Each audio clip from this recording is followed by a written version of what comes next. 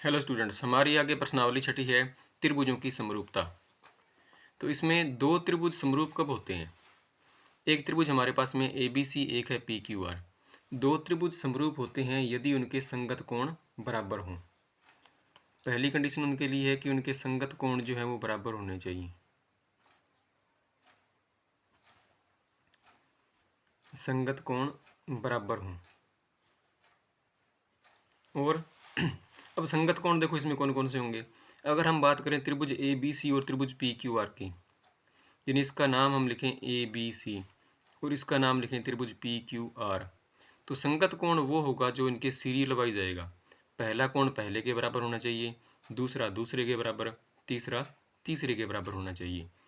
अगर इनके कोण इस क्रम में ना आकर के किसी अन्य क्रम में बराबर आए तो हम क्या करेंगे, एक त्रिभुज का नाम है वो चेंज कर देंगे, यानी तीनों शीर्ष पी क्यू आर नाम बन के वो फिर हम क्यू पी आर या आर पी क्यू ऐसा कुछ नाम कर देंगे, परंतु नाम उनका लिखा कोणों के क्रम में ही जाएगा। तो यहाँ पर हम मान लेते हैं कि ये कोण ए जो है वो पी के बराबर है, बी कोण क्यू के बराबर है और सी कोण जो है वो आर के बराबर है।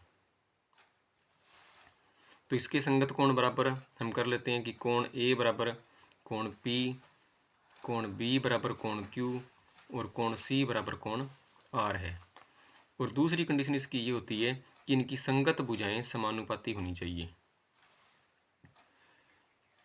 संगत भुजाएं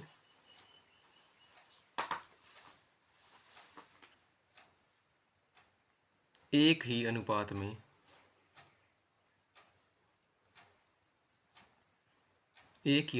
हो। एक ही अनुपात यानी कि समान अनुपात, समानुपाती। संगत भुजाओं का मतलब यहाँ पर ही हो जाएगा कि अब अगर हम नाम लिखें इसका ए बी सी और इसका पी क्यू आर, तो इसके पहले दो शीर्षों से नाम बनेगा ए बी, तो इसमें पहले दो शीर्षों का नाम बनेगा पी क्यू। अंतिम दो शीर्षों से यहाँ नाम बनेगा बी सी, तो यहाँ बनेगा क्यू आर।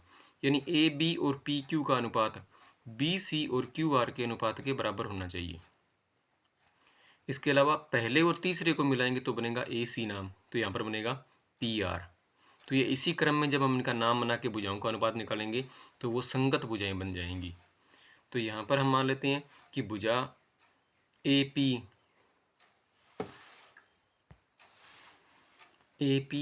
और पी क्यू का जो अनुपात है वो बी सी बटा क्यू आर बराबर ए सी बटा पी आर के बराबर है।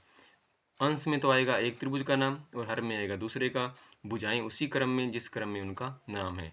अगर ऐसी कंडीशन बन जाए कि दो त्रिभुज के तीनों कोण आपस में बराबर आ जाएं, संगत कोण, और संगत भुजाएं समानुपाती हो, तो त्रिभुज क्या होते हैं, समरूप। तो त्रिभुज ए बी सी व त्रिभुज पी क्यू आर समरूप त्रिभुज हैं, समरूप होंगे। और इन्हें सिंबल रूप में ऐसे लिखा जाएगा, त्रिभुज ए बी सी समरूप त्रिभुज पी क्यू आर। ये जो चिन्ह है लहर के जैसा बना हुआ, ये होता है समरूप का। समरूप एक समान रूप, और जिसमें समरूप के चिन्ह के साथ में दो लाइनें लगी होती है वो होता है सर्वांग सम का। तो हमें यहाँ पर समरूपता वाले नियम करने हैं, तो ये समरूप त्रिभुज।